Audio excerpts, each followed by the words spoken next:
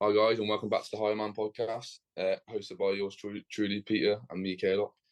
Today it's Friday, the 2nd December, currently 12:25 p.m.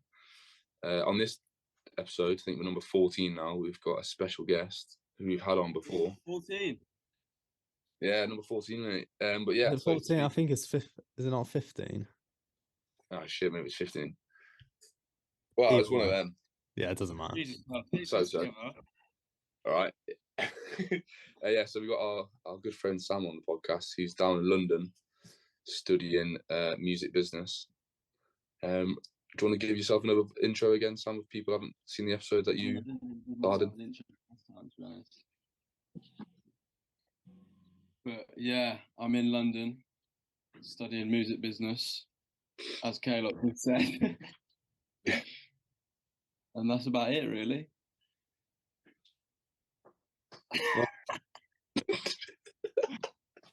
Yeah, well, so today we're gonna maybe go over what it's like living in different cities. Like I'm in Manchester up north. Peter's pretty close to me in Leeds, and then we've got Sam in the big city itself.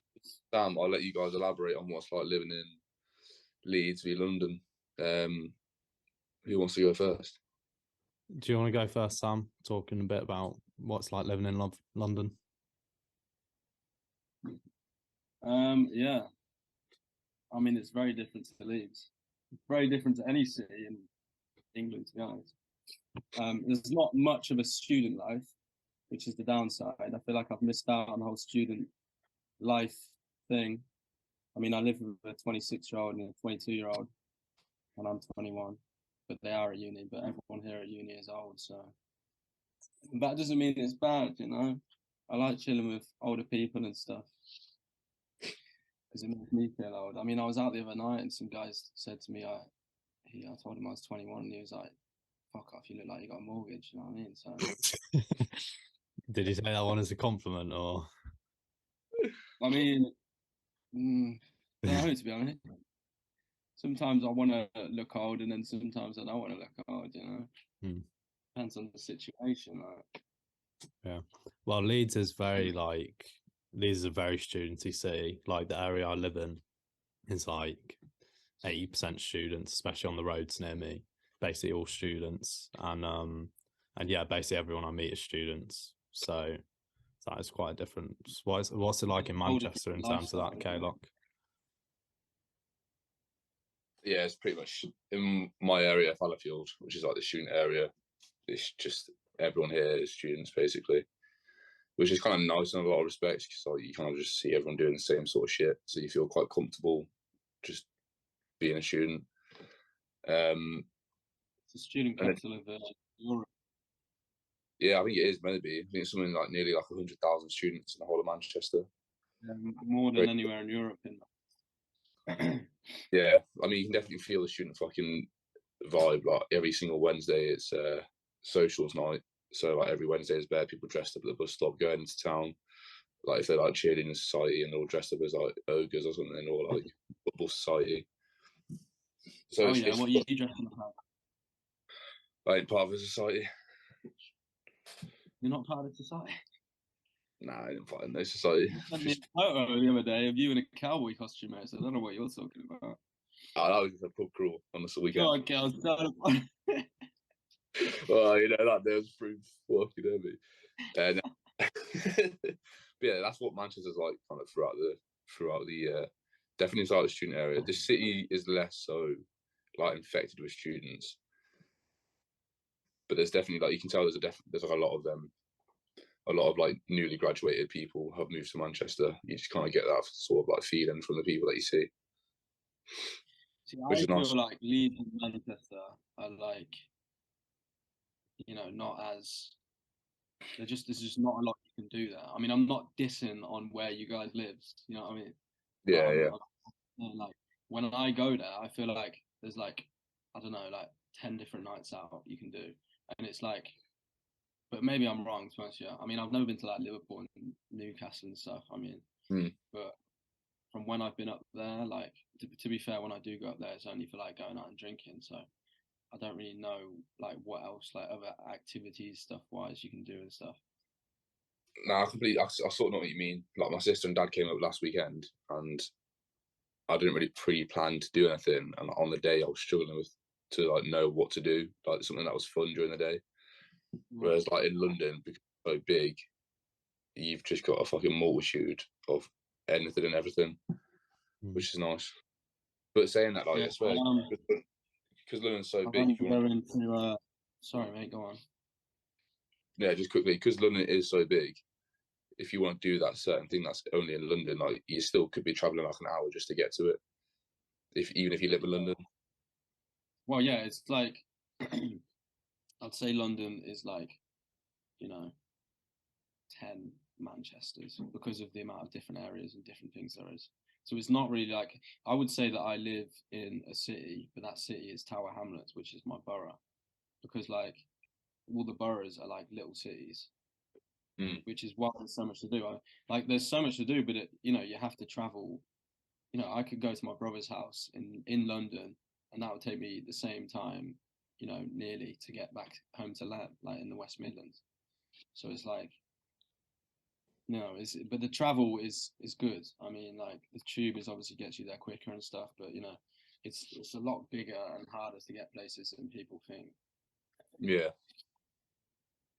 What's the travel like in Leeds and Manchester? Yeah, Leeds isn't that big. The roads are really busy though, because the public transport isn't the best compared to somewhere like London, especially. But it's not that big, so it is relatively easy. You can get to the other side of Leeds in like less than an hour. You boys have got trams in, you? Not in Leeds. Yeah, trams and bare buses. Oh, do you not? No, we don't. Yeah. That's pretty unlucky. There's always loads of buses in Manchester, and they're all really cheap as well, which is good. But most students have like a student pass for the year, so you just tap it and get unlimited travel, which is chilling. But the buses are pretty good. There's still loads of traffic though, which is annoying as fuck. Like when there's like school times have like just ended and like people are getting home from work, it can take you like twice as long to get back from uni on the bus. Whereas if it's like midday and there's like no traffic, then it's pretty fast. Nice. So what's the main topic of today then, Pete? Well, kind of just moving on from what we were saying, I was going to ask, like, so Sam, you said living in London's so good because there's so much to do. There's just a lot of opportunities to do things. But I kind of think about like if you were to think what's the best possible life I could live, would it be living in a city where you have the best access to doing everything as much as possible, or would it be, let's say, in like the countryside or something where you just have a lot more, for example, you're in nature more, you can, you know, it's a bit more of a relaxed environment, less distraction. Like, is there being so many things to do necessarily something that will make you happier living in a place? I mean, if you're asking me personally, I would rather live in the countryside and then have the ability to travel into somewhere so I can do things, because I like quiet and peace. And I feel like everybody needs a bit of peace. In London, you don't get a single bit of silence. I mean, you might be able to hear the drill. I don't know if you can, but I wake up with that every morning at 8 o'clock. So I have to get out of bed because, you know, which is kind of good. But at the same time, you don't get a single bit of silence, like ever, apart from at, you know, 3 in the morning when I wake up in the middle of the night and I'm lying there in my bed, and that's the only bit of silence I get ever. So it's kind of it's not good for the brain, I feel. So I would like to live in the countryside so I could get silence, because you know you get these celebrities going on silence retreats and stuff like that, and you know the countryside is beautiful as well. So, and the air's clean. Yeah, clean air. Nice. What do you reckon, Kaylock, about that one? I think it's a perfectly valid answer that I'd agree with. I like living in Manchester, in the area that I live in, because it's very connected to the city, but it is a little bit less like urban. It's still very much like the borough I live in, so it's still very much like a town and like stuff like that. But you can like walk to the park and there's like 3 or 4 different parks that are pretty nice and big. So you can kind of get away from all quite fast, which is nice, but you're still right next to the city, which is good. But yeah, just going on to what you said about like how celebrities do their silent retreats. I think they do them because they do work, but I was just thinking then, like, do you think that there's a chance that like some of these like fads that celebrities kind of endorse, they seem like they work, but they don't actually work, and people just believe that they work because the celebrity's done them? Like, do you think that can happen quite a lot, and people are very influential to those celebrities? Yeah, I think that happens on a daily, but I think that a silent retreat is not one of them. I mean, a silent retreat is, you know, gives peace of the mind. It's mental exercise. You know what I mean? Just like you're doing physical exercise and stuff. It's funny, you know. I was thinking the other day how so if you get like, you know what I mean, anxiety or depression, whatever, your mental health is bad, and that's because, right, you're not doing physical health. So basically, all you need to think about is your mental health telling your physical health to get moving, move your body, because your physical health doesn't really tell you as much as your mental health does. Do you know what I'm saying? Yeah, So it's almost yeah, it's kind of it's a bit of a negative feedback. Sorry to cut you off. It's a bit of like a negative feedback loop. Like if you're depressed, you're less likely to get out of bed and exercise, and then because you didn't exercise, you get more depressed. But obviously, it goes the other way as well. If you are motivated, then you exercise and you feel better, and yeah, it's an upward spiral. It is. There's a book called The Subtle Art of Not Giving a Fuck, and it mentions in that the feedback loop from hell, which is where you get depressed and then you don't do anything. It's just a massive circle and you go round and round and round and round. But if you turn the circle the other way around, you know, and then it gets faster, faster around the other way, and you eventually get going the other way in the other direction. But it's, you know, it's about switching direction in the circle, you know. Yeah, that's the difficult part. But if you go out drinking, you know what I mean. You know, I mean, I drink like 3 or 4 times a week now, which is ridiculous. But if I go out drinking and stuff, when I'm hungover now, I need to get out of the house as soon as I wake up. Otherwise, I'll just stay in bed all day watching TV. You know what I mean? My brain will go foggy. I need to get out and about, and like as soon as I wake up, like I think Caleb, you told me about getting sunlight in your eyes within the first 10 minutes or something of the day. It's great for your sleep and stuff. Get 10 minutes. Yeah. Yeah. I think you saw it on Andrew Huberman, he's obviously fucking such a clever guy, and his podcast has done so much for so many people. It's nice to see him it's nice to see him be successful as well. But yeah, he was saying if you try and get 10 to 15 minutes of sunlight in the first hour of waking up, it basically sets your circadian rhythm in motion and like helps your cortisol levels release at the right times, so you get that spike in like alertness and focus throughout the day, rather than having this spike of cortisol later on in the evening, because the correlation between later in the day spike of cortisol and depression is quite high. So he thinks if you can kind of spike that cortisol more naturally and earlier in the day, you'll be less likely to be like correlated with depression, which is obviously a big thing for a lot of people. Yeah, there's another thing as well with that. With, let's say, going for a walk in the morning, so you get in the sunlight, which you were just saying is good for your circadian rhythm, but also any sort of self-propelled forward motion, whether that be like walking or riding a bike, or even if you're in a wheelchair or something, pushing yourself forward in a wheelchair. I think it's to do with the visual system, seeing things pass by your vision. It reduces activity in the amygdala, which is part of your brain responsible for anxiety. So it reduces activity in that region. So when you go on a walk in the morning, you get in that sunlight, and you're also reducing activity in your amygdala, which is good as well. So yeah, it's a good way for people to start. I didn't know that about this. Have you guys talked about the Qatar World Cup on this podcast yet? We mentioned it briefly last time, I think. But feel free to give us your comments on it. Be interesting to know. Well, funny. So I was actually working with a girl last night at the pub who's from Qatar, and and she was kind of like backing that view that the Qatar's, you know what I mean, the best country and stuff. And I got a bit annoyed, you know what I mean. I didn't get angry at her, you know what I mean, but I was giving my view on it, and it was because I feel like if a country corruptly buys the biggest sporting event in the world in history, you know, just so they can, you know, grow, you know what I mean, media attention, whatever. I feel like it's one of the worst things in the world. I mean, everybody loves football. It brings people together, you know what I mean? And if you're gonna take money off somebody so they can play it in a country where they don't even play that much football, I mean, and it's boiling hot, players can't even play, you know what I mean? And rather than over these countries where people absolutely love football, and they, you know what I mean, they would go crazy if it was in their country, and it's taken some corrupt FIFA officials to fucking take this money and then have it in, you know what I mean, at Christmas time because it's too hot in the summer. I mean, I think it's ridiculous.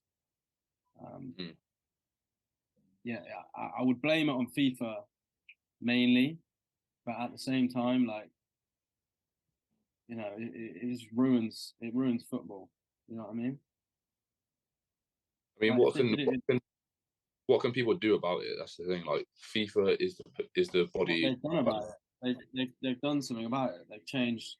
So they changed the FIFA president. Sepp Blatter was the president before.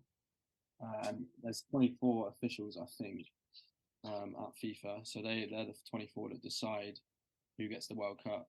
You know, this is going to bring insane. South Africa's never been the same since they had the World Cup. It grew everything, social, economic, everything. So for this sort of event to be corruptly bought is just absolutely ridiculous. I mean, in a place like Qatar where you've got around 6,500 people dying making stadiums and shit working, you know what I mean, conditions for these people, and yet, you know, they disregard all of it. It's like, you know, to be honest, South Africa was bribed as well, and so was Russia, obviously. So the last 3 World Cups have been bribed. You know what I mean? The officials have been bribed. They've all been caught now. They've got a new president. FIFA has got a new president now. So he's decided the next World Cups are going to be in Canada, Mexico, or US, which is where it was supposed to be. So 2018 was either England or Russia, and Russia bribed. And then 2010 was South Africa. No, 2014, I can't remember. But that was either US or no, it was US or Qatar in 2022. So, Qatar won. A country like US, they can hold, you know what I mean? They have crazy stadiums, insane economy. There's obviously a lot of people that like football. I mean, they say there isn't, but there obviously is. More than Qatar. I mean, come on, like, yeah, it's ridiculous. But they've got a new president, and the next World Cups will be better because they'll be in a place where people actually, you know what I mean, do what they want and enjoy it. Yeah, it's more part of this nation's traditions, like the sport. I mean, they did it in England. You know what I mean? Someone was saying that there's a chance, I don't know if it's true, but like the next World Cup could be split between Mexico, Canada, and the US. So all 3 countries would share the hosting responsibility. But I don't know if that's true or if it could even work logistically. I don't think that would work, to be honest. I mean, the travel is crazy. The players would be jet lagged, would be nuts. Yeah, like even if you just wanted to host it in the US, the travel between different states is fucking bad enough. Like, yeah, I mean, this World Cup has been absolutely wild. I mean, the amount of upsets is crazy. Costa Rica, Japan, top of the table. Spain and Germany, bottom of the table. That is wild. And Saudi Arabia beating Argentina. A Saudi prince bought every player on the Saudi Arabia's football team Rolls Royce after that game because they beat Argentina. It's also now celebrated as a national celebration day, so everyone gets off work in Saudi Arabia. really? It's the biggest upset in nearly football history, to be honest. You know, it's crazy. But the amount of upsets at this World Cup is wild, and I feel like there might be aspects to do with it, like, you know, like heat, for example. I mean, like, some people, I know that some people, Saudi Arabia, I mean, it's next door to Qatar. I mean, Argentina. You know, I feel like there's certain aspects which play a part, but it's been the most upsets in the World Cup. Qatar are the first country to lose all group games in World Cup history. So as a hosting team, which just shows. I mean, they've got a football team, but are they in love with football? I don't know, man. Like, maybe this is a controversial point from me, but you know, I don't know. No, it's good because in the episode we spoke about it, we mainly spoke about the controversies with like the whole pride thing, how they're not allowed to wear the armband and the implications of that. But then it kind of came down to, well, it's ridiculous that it was even in Qatar in the first place. So this whole controversy would have been avoided if it just wasn't corruptly, like there was no, like you said, there's no reason for it to be in Qatar. It was just purely a money grab by certain people who had interest in that. But you're right. I said earlier that Sepp Blatter was corrupt. There's not actually a lot of evidence against that. There's more evidence against the officials that he was working for him, because when he read out that card that's Qatar, he was shocked. So I don't want to, yeah, you know, don't know. I mean, it's not like he's going to read this, but you know, whatever. No, I mean, I don't know too much about the individuals involved, but it's quite clearly just looking from the outside, like there's no other reason for it to be in Qatar. So no, there isn't. I mean, a country that has insane human rights issues. You know, what I mean, the fact that they banned a rainbow armband, you know, and you're not allowed to drink in stadiums, it's wild. It's absolutely wild. I mean, everything's wild this year though, so you know, whatever. Yeah, it's weird though, because like on the flip side to that, playing devil's advocate, you could easily argue that the US of A has like extreme human rights as well, like violations. Like it's not like the Western world isn't like committing like all these illegal acts, because they still spy on all of us through like the use of like the NSA and like MI5 and shit. Like they're still spying on everyone, possibly illegally, but we allow it for the sake of security.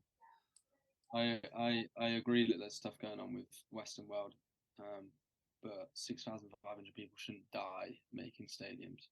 You shouldn't die at work like that easily, you know. Yeah. And the working conditions that they were in as well.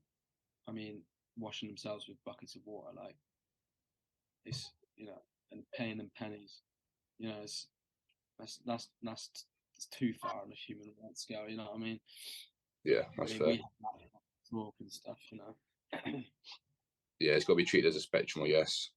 And yeah, I'd agree. Well, everyone in the world commits these wrongdoings, but I guess as long as you're on the side that's doing it the least, means you. Does that mean you should have a voice to rule over other people? Even if you're doing it the least, you still are doing the wrong things. A voice to what? Sorry. Like if let's say everyone in the world all the governments in the world commit wrongdoings and like violate human rights on some sort of level. Does the person or the body that does it the least, do they have the right to like have a voice over other people and have a voice of reason and determine like how the world should work? I mean, this is like into freedom of speech, Twitter sort of talk. I mean, I would say I feel like somebody who is more intelligent and who knows good and bad should have more power than somebody who doesn't. Yeah, definitely. I mean, everybody needs a leader, I feel. Even if that commit wrongdoing. Well, every idol leader isn't good or bad, isn't necessarily good, but I mean, I agree that everyone should have freedom of speech, but I disagree when, you know, it gets too far and, you know, they try to overthrow the capital. Not naming any names, but you know. I mean, I agree with like Twitter giving Trump and Andrew Tate their accounts back and stuff like that, because it gives them a chance to talk. But when somebody's in power and has that much power and they do something crazy, you know, it's just like there's no difference between Hitler and Putin and Trump. Like, you know what I mean? They do similar things. That's maybe a bit of a stretch. Yeah. No, there's no But yeah, difference. I understand where you're coming from. What we're talking about. I'm obviously saying they did stuff to a different level, but the fact that there was a crazy man in power is what I'm saying. Yeah, it's hard to know how much to hold someone accountable. Like with the Trump example, do you take him off? Do you deplatform him and take away his ability to speak? I guess it depends on what he's saying, but it's tough, especially if he's organized, like when he organized the rallies and the protests, like the invade, like when it got violent as well. It's like at what point do you draw that line? And that's kind of a new responsibility that social media companies now have. It's not something, maybe it's something that could be regulated by the government, but it isn't at the moment. So these corporations kind of have to take the responsibility for it. And there'll be some people who argue they take it too far and take away people's freedom to speak, even if they haven't done anything wrong. But at the same time, if someone's promoting violence or dangerous, or they're spreading misinformation, which is another massive issue, then you know it's a controversial one, and it's quite a new discussion because all the social media is so new. Yeah, I mean, I feel like social media is new. I mean, people say it isn't, but we need to learn to work around, you know, social media. It's gonna be there forever. I mean, and it's gonna be a massive impact on every single person. I mean, it has been, but we need to work out how we can live with it. You know what I mean? Because I feel like we haven't worked that out yet. You know, with Instagram posting bikini pics and these little kids following, to like fucking banning a president on Twitter. It's all the same. It's come too quick, and people haven't thought about the issues before doing it. Yeah. You know what I mean?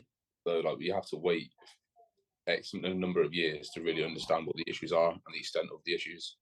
So we have to go through this social media ridden world, like using trial and error.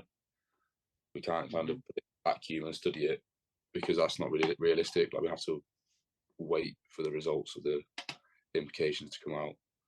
But then it might be too late. Like some of these fucking issues that are caused by social media, like anxiety, it might be too late. It's quite a hard thing to say though, because if they're waiting, what are they doing? Sacrificing people? Like, they should test everything. It's an individual's choice. If like realistically, everyone should understand. Maybe they don't know it or understand, but it seems quite apparent that it's easy to know that social media and its implications have the possibility of being negative for an individual. And if you're an individual, you have the choice to put yourself at risk by using social media, or try and protect yourself by not using it. And every individual has that choice. Yeah. Maybe kids don't. So maybe like there should be regulations on like how old you can be to use it. But if you're an adult, then it's up to the individual. Well, how much responsibility should we put on individuals for their use of social media, when you consider that Instagram and TikTok and all of this, they have an algorithm? You know, they have all these software engineers designing this algorithm to make these platforms as addictive as possible, to increase, their only goal is to increase retention rate, the amount of time people spend on the platforms. So these algorithms are manipulating the way our brain works to make us use them more. And I mean, speaking from personal experience, it's you know, there's times where I'm like, yeah, I need to use social media less, but it seems that I don't use it that much, but I always slip back into using it probably more than I think I should. And it's difficult with how powerful these algorithms are. And then beyond that, there's kind of, because everyone uses it now, there's a social pressure to use it. So even if you were to completely stop, you're still at the will of the social pressure, even if the algorithms aren't directly in front of you, you know. So it's hard for individuals to make that decision. Although ultimately, you know, we talk about this a lot on the podcast. We think the individual needs to make these decisions voluntarily to take control of their lives. Yeah. You got any thoughts on that, Sam? On what? Social media? Yeah, being an individual? how much responsibility should be on the on an individual to use social media less, considering the algorithms are designed to make it addictive? I think that companies should have more responsibility than an individual because of how directed stuff is nowadays. I mean, if you're going to get all this data from accepting these cookies from these people, you should have more responsibility. If you're playing with their data, if I'm playing with my data, then obviously it's mine. But the amount of data people have nowadays, I mean, TikTok get insane amounts. TikTok, I think Joe Rogan was saying, TikTok, they know your how you're using your phone. You know how the movements from your phone, Yeah. from when you go off your phone, which is wild. I mean, the amount of data that companies have nowadays is definitely more their responsibility, I feel. Maybe like a solution to it could possibly be the reason that these companies are using all this data is purely for money. Whereas if we brought in laws on a global scale where it was like individuals had ownership of their like intellectual data and like all these other things that come along with using the internet, if individuals had ownership of that, and then they could sell their data to people, would that kind of reduce the exploitation of these big companies like trying to fucking grab your attention using your data? Mm-hmm. Does that make sense? Well, Try and reframe it if you know what to do. So like, if individuals had ownership of their data and cookies and all of their things, like the way they use the online platforms, I mean, they do. No, we have ownership, but everyone signs it away by pressing agree and continue on all these like little licensing contracts that you have when you download a new app or a new platform. But if there was like a global law where individuals solely owned that data, and then they could choose to do with that data what they wanted, do you think that would stop all these big companies being able to exploit it and then create these addictive algorithms that further exploit it and then carry on and blah blah blah? It wouldn't stop them. They've got too much power. But I'm saying, like, it needs to be more known rather than just accepting cookies. You know what I mean? A little kid goes on a website, whatever, it's all cookies. Yeah, I love cookies. You know what I mean? It's crazy. Like, it's funny. It's ironic the fact that they call them cookies. You know what I mean? I mean, like, my brother works in this business, and I'm not hating on him because he does, you know what I mean? But he directs ads at people, and it's in some ways like he as well feels it's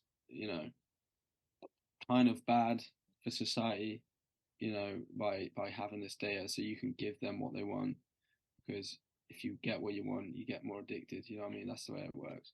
But that is the way that it's going.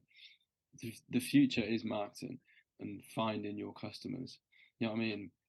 We used to just sell to people because they wanted it, but nowadays we have to know what they want, otherwise we can't. You know what I mean? There's so many people nowadays, and there's so many different products and services that you need to have a target audience, because otherwise it's not going to work. Like, you're not going to be able to compete with these other big businesses. You know what I mean? Yeah. Well, I think for individuals, it's actually a good thing, because more than ever before, it opens up the opportunity for any individual with access to the internet to grow a brand and create a product and to become rich. So more than ever before, it's possible for people who start out with nothing to get wealthy. But it's an interesting problem with, because how much can you blame a social media company? Okay, they're making the apps addictive because they want time retention, but how do they do that? They show you content that you want to see. And isn't that kind of what you're on there what you're on the app for? You might complain that the app's addictive, and then they change it, so they start showing you things that you don't want to see. Then you're like, well, this is a bit useless. I don't even want to see the stuff they're showing me now. Like, it kind of, it's kind of like the point. The reason you go on it is the same reason it's addictive. Well, I mean, that's kind of obvious, but like, if you weren't, you wouldn't even want an app if you didn't go on it and find things interesting on it. But perhaps maybe it'd be best if it just didn't exist at all, because I guess the problem with it is it becomes addictive because it's very accessible and it's very easy, and as a technology it kind of manipulates our brain a bit too much. But I don't really know what you can do about that, because, well, like you were saying, sorry, go on. yeah, well, I was just saying, I don't know what you can do about that, because you're not going to show people things they don't want to see, are you? Yeah, I mean, like you were saying about it being addictive, it's almost like, because it's so new and so different to anything else that has ever existed. You know, like, I'm in a call right now, mate. Not a call, a pod. Anything is so new and different that anything else existed. It's almost like, you know, how they dealt with addiction to smoking and drinking. They dealt with it in that way. That's it. But this is so, you know, diverse and crazy that it's going to be difficult to work out how you get people off this addiction. You know what I mean? Well, I don't think it's difficult to know how to get people off the addiction. It's just the fact that getting off it is difficult. The path to becoming like digitally minimalized is a hard path to take, and people don't like doing things that are difficult. But people, I think it's quite easy to know. You just have to delete your apps and not go on them. Yeah, but you've got to play all these other parts. You know what I mean? The mental part of, oh my God, I'm missing out. It's social part. It's like, because it's so like, it's just social media. You know what I mean? Smoking is smoke. It's a fag. You know what I mean? It's a drink, whatever. This is like way more mental. Do you know what I mean? Yeah. So that's why. Yeah, smoking kind of it gives us a little dopamine kick just through it being a chemical that kind of shortcuts deliberately doing that. But then what social media does is it hacks into like our more fundamental drives for, well, social media for social connection and seeing what people are doing. And then also just in general novelty seeking, like when we've evolved to, when we see something new and interesting, to get a dopamine kick and to go and find out what it is, because it could help us with survival, and it's what helped further our species to be the species that explored the entire world. But now we can get that same dopamine kick of a novel stimulus, and all the effort you have to do is move your eyes and move your thumb. Like, it's not like, from your brain's perspective, it's an absolute obvious choice to make to get that stimulus, but you look at the effect it has on people's lives, it's not good for them, spending too much time endlessly seeking novel stimulus that really doesn't have any benefit to them. I think you were saying earlier, I think it should be treated as an age restriction, like smoking or drinking. You know what I mean? Because of the effect it has. People can only do it when they're 18, something like that. But obviously, because you know, when your brain's developing, when you're young and stuff, and anybody can go on it. That's why it's so new. You get these kids going on, you know what I mean, all these social medias, whatever. If it was treated more as a drug, you know what I mean, or alcohol, smoking, whatever, and it had restricted on age, I feel like it would be better. But people don't realise that it's quite bad in some ways.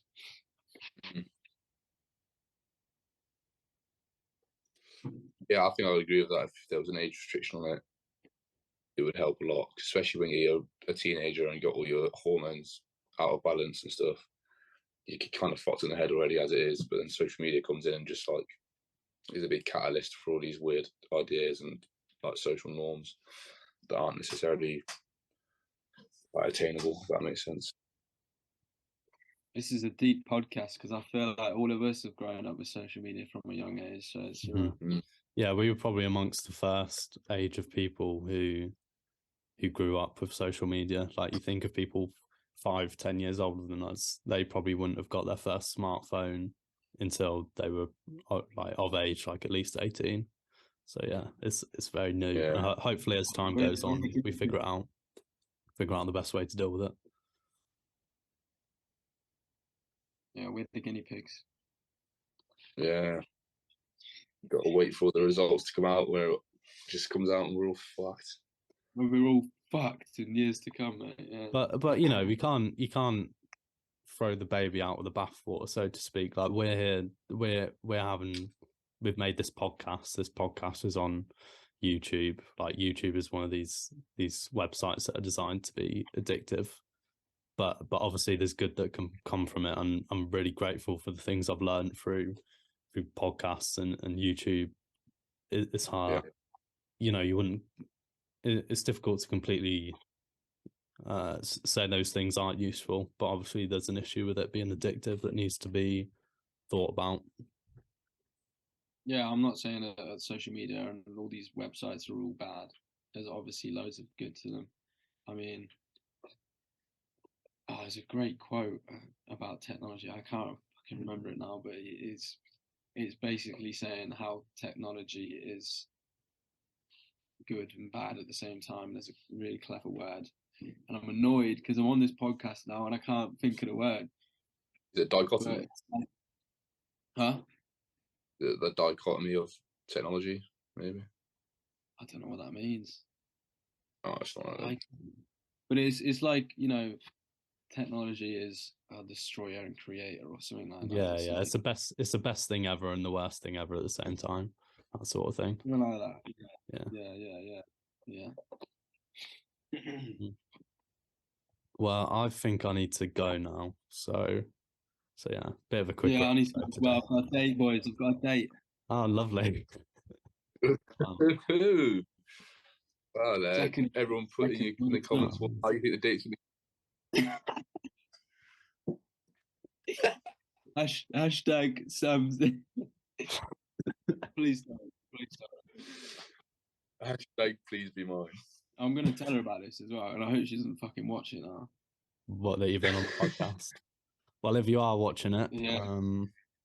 Hope you have a long relationship with Sam. He's a great guy, and thanks for watching the podcast. Now, Pete. Stop it. Like, subscribe, 5-star rating on Spotify. You know the drill. Okay, like, do you want to do the proper outro? Yeah, well, thank you guys for joining us today. Thank you, Sam, for coming on as well. It's been a privilege. It is currently 1 p.m, same day, same date. We are finished, so thanks for listening, guys. See you next time. See ya.